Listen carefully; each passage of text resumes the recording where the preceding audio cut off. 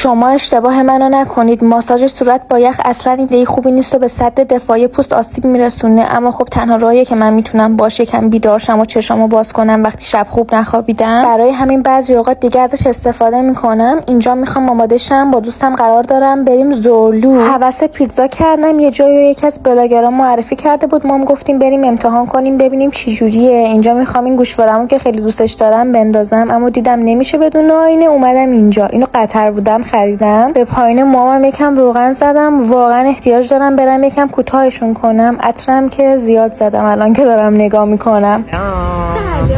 بالاخره رسیدیم. اینجا ایرانیام خیلی میان و دوستش دارن. اینم منو بود و سریع هم غذامون رو برداشتن آوردن. فضای رستوران رو اصلا دوست نداشتیم ولی کیفیتش بد نبود. برای دسر تصمیم گرفتیم پاشیم بریم یه جای دیگه که واقعا عالی بود. بدون ارقاق بهترین تیرامیسویی که من تو زندگیم خوردم. ما انقدر خوشمون اومد که دوباره سفارش دادیم.